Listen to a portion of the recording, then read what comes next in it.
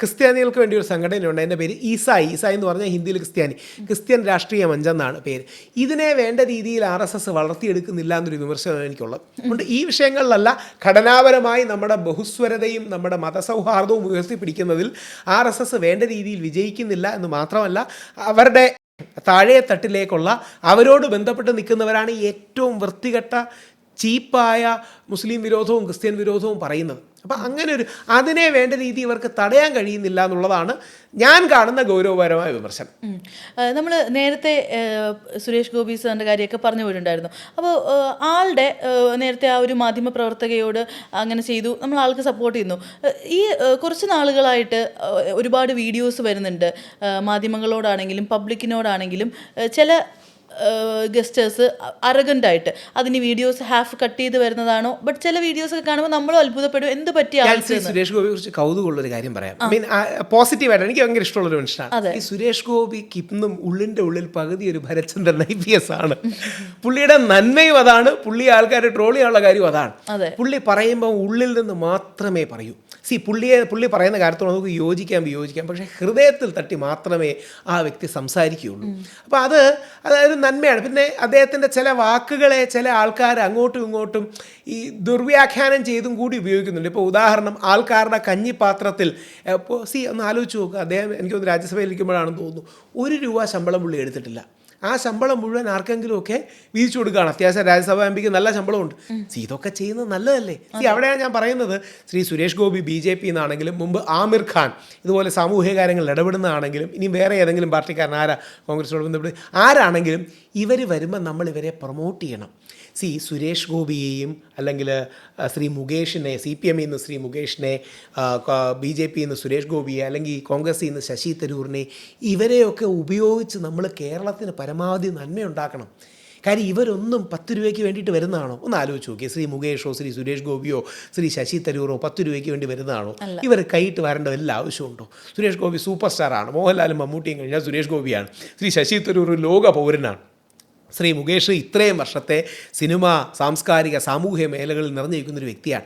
ഇവർ പൊതുപ്രവർത്തനത്തിന് വരുമ്പോൾ, ഞാനത് മലയാളികൾ നമ്മുടെ സ്പിരിറ്റായിട്ട് പറയാൻ, നമ്മൾ ഇവരെ പരമാവധി ലെവറേജ് ചെയ്ത് യൂസ് ചെയ്ത് നമ്മുടെ നാടിൻ്റെ നന്മയ്ക്ക് വേണ്ടി യൂസ് ചെയ്യണം. അങ്ങനെ പകരം ഇവരെ ട്രോൾ ചെയ്ത് ഇവരെ നെഗറ്റീവ് എടുപ്പിച്ച് മാറ്റണം എന്നുള്ളതല്ല. ശ്രീ സുരേഷ് ഗോപി പറയുമ്പോൾ അദ്ദേഹം ഒരു പക്കാ രാഷ്ട്രീയക്കാരനല്ല. അപ്പോൾ അദ്ദേഹം ഈ മെഷർ വെച്ച് പറയില്ല, മനസ്സിൽ വരുന്നത് പറയും, അതിവൈകാരികമായിട്ട് പറയും.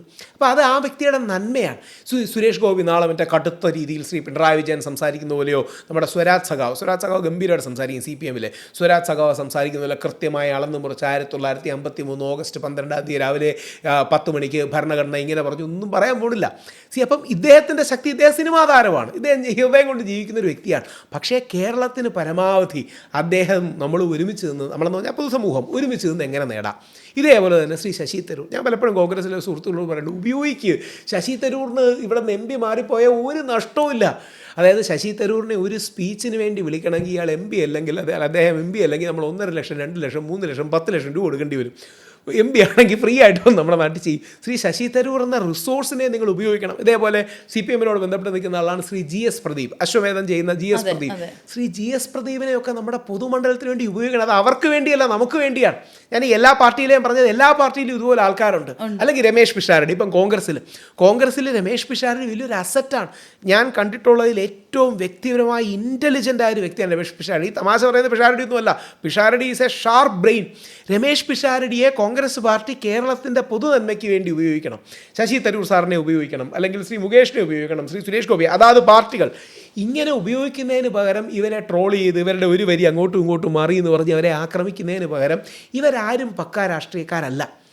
പകരം പണ്ട് നസീർ സാർ, അതായത് മഹാനായ പ്രേം നസീർ സാർ കോൺഗ്രസുമായി ബന്ധപ്പെട്ട് രാഷ്ട്രീയത്തിൻ്റെ മറ്റ് കാര്യങ്ങൾ വന്നിട്ടുണ്ട്. അല്ലെങ്കിൽ അമിതാഭ് ബച്ചൻ, അതായത് ഇന്ത്യൻ സിനിമയുടെ താരരാജാവായിരുന്ന അമിതാഭ് ബച്ചൻ, പണ്ട് രാജീവ് ഗാന്ധിയുടെ അടുത്ത സുഹൃത്തായിരുന്നു. പിന്നീട് ഇവർ തെറ്റി, അങ്ങനെയാണ് അദ്ദേഹത്തിൻ്റെ ഭാര്യ സമാജ്വാദി പാർട്ടി പോയത്. ഇവരൊന്നും 10 രൂപ ഇതിൽ നിന്ന് കൈയിട്ട് വരാമെന്ന് പറഞ്ഞ് വരുന്നതല്ല. പരമാവധി നമ്മൾ അവരെ നമ്മുടെ കേരളത്തിൻ്റെ, ഇന്ത്യയുടെ നന്മയ്ക്കും വളർച്ചയ്ക്കും വേണ്ടി ഉപയോഗിക്കണം. അതാണ് പൊതുസമൂഹം ചെയ്യേണ്ടത്. അതെ, നമ്മൾ നേരത്തെ പറഞ്ഞതുപോലെ തന്നെ എനിക്ക് തോന്നുന്നു ഈ സുരേഷ് ഗോപി സാറിൻ്റെ പബ്ലിക്കിനോടുള്ള, അതായത് ഈ ഇലക്ഷന് മുമ്പ് ഞാൻ നേരിട്ട് സംസാരിച്ച ഇൻ്റർവ്യൂ എടുത്തിട്ടുള്ളതാണ്, എനിക്ക് എൻ്റെ പേഴ്സണൽ ഫേവറേറ്റും കൂടിയാണ്. അപ്പോൾ ലൈക്ക് ആൾ ജയിച്ചപ്പോൾ ഞാൻ സ്റ്റോറി വരെ ഇട്ടതാണ്, നമ്മൾ പാർട്ടിയെ ഒന്നും നോക്കാതെ തന്നെ. ബട്ട് സ്റ്റിൽ ഇപ്പോൾ പബ്ലിക്കിൻ്റെ അടുത്തായാലും ചില ഇടപെടലുകൾ എന്താ പറയുക, സുരേഷ് ഗോപി ചേട്ടൻ ഒരു 10-20 മിനിറ്റ് സംസാരിക്കുകയാണെങ്കിൽ അദ്ദേഹം അതിൽ നിന്ന് 1-2 മിനിറ്റ് ഇമോഷണലായി സംസാരിക്കുന്നത് മാത്രം കട്ട് ചെയ്തിടുന്നതിൻ്റെ ഒരു പ്രശ്നമാണ്. ഇപ്പൊ ഉദാഹരണം പറയാം, അദ്ദേഹം ഈ പറഞ്ഞ, ഞാൻ ലൈവായിട്ട് പറയാം, ഞാൻ റിപ്പോർട്ടർ ചാനൽ നമ്മുടെ സ്മൃതിജിയുടെ ഇവിടെ ശ്രീമതി സ്മൃതി പരത്തിക്കാട് കൊണ്ടിരുന്നപ്പോൾ ശ്രീമതി സ്മൃതി പരത്തിക്കാട് ചോദിച്ചു, കഞ്ഞിപ്പാത്രത്തിൽ ഇട്ടുകൊടുത്തു എന്ന് തമ്പ്രാൻ പറഞ്ഞു എന്ന്. അപ്പം കഞ്ഞിപ്പാത്രം എന്ന വാക്ക് സുരേഷ് ഗോപി ഉപയോഗിച്ചു എന്നുള്ള സത്യമാണ്. പക്ഷേ ഇട്ടുകൊടുത്തു എന്ന് പറയുമ്പോൾ നമുക്ക് സുരേഷ് ഗോപി എന്തോ നമുക്ക് ചാരിറ്റി തന്നു എന്ന് തോന്നും. ശ്രീ സുരേഷ് ഗോപി ഇട്ടുകൊടുത്തു എന്ന് പറഞ്ഞിട്ടില്ല. ഇതിൻ്റെ പ്രശ്നം ചില വാക്കുകളെ ധ്വനിപ്പിക്കുന്ന രീതിയിൽ സുരേഷ് ഗോപി രാജാവായിട്ട് കലിങ്കിലിരിക്കുകയാണ്. ആ പരിപാടി കണ്ടോന്നറിയില്ല. ആ പരിപാടിയിൽ സുരേഷ് ഗോപിയുടെ തൊട്ടിപ്പുറത്ത് ആദിവാസി രാജാവ് മന്നാൻ അദ്ദേഹം ഇരിപ്പുണ്ട്. സുരേഷ് ഗോപി അവിടെ സാധാരണക്കാരനായി പോയി ഇരിക്കുകയാണ്. പിന്നെ സുരേഷ് ഗോപിക്ക് ഇമോഷണൽ ആയതുകൊണ്ട് ഈ നല്ല രാഷ്ട്രീയക്കാരുടെ എന്ന് പറഞ്ഞാൽ മനസ്സിൽ ചീത്ത വിളിച്ചുകൊണ്ട് വെളിയിൽ ചിരിച്ചുകൊണ്ടിരിക്കും. സുരേഷ് ഗോപിക്ക് അത് പറ്റൂല, മനസ്സിലുള്ളത് പുറത്ത് കാണും. അത് പുള്ളിയുടെ നന്മയായിട്ട് നമ്മൾ കണ്ടില്ലെങ്കിൽ മന്ത്രിയല്ലേ അങ്ങനെ ദേഷ്യപ്പെടാമെന്നൊക്കെ ചോദിക്കുമ്പോൾ ആ മനുഷ്യൻ അങ്ങനെയാണ്, റോ ആണ്.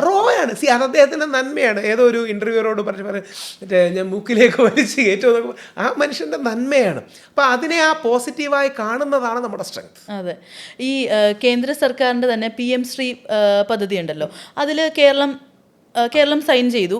അപ്പോൾ അതിൽ തന്നെ നമ്മുടെ ഭരണപക്ഷത്തിന് 2 അഭിപ്രായം ഉണ്ടല്ലോ. അപ്പോൾ എന്താണ് രാഹുൽ ഈശ്വറിന്റെ നിലപാട്? PM ശ്രീക്ക് വേണ്ടി പല സ്കൂളുകളിലും ഞാൻ സെഷൻ എടുത്തിട്ടുണ്ട്. PM ശ്രീ വരുന്നത് നല്ലതാണ്.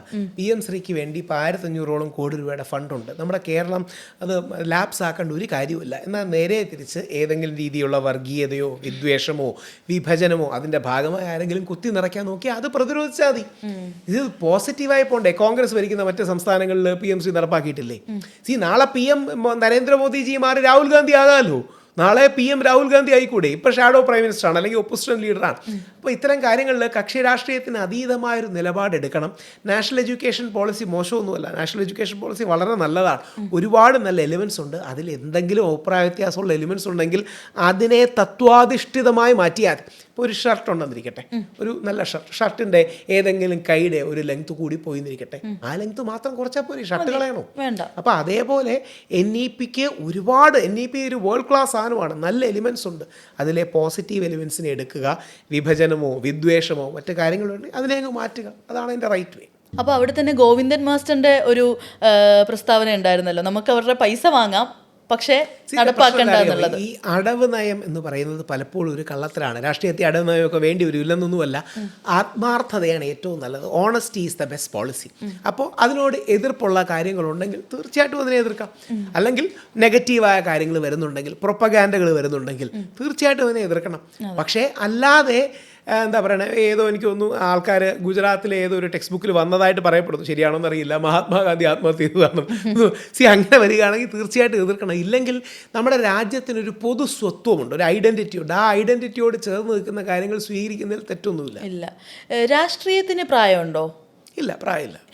ഈ മോഹൻ ഭഗത് പറയുന്നുണ്ടായിരുന്നു 75 വയസ്സിൽ വിരമിക്കണം. അവർ പറയുന്നത് അതിൻ്റെ ഒരു സ്പിരിറ്റ് എന്ന് പറഞ്ഞാൽ കൂടുതൽ യങ്സ്റ്റേഴ്സിന് അവസരം കൊടുക്കണം.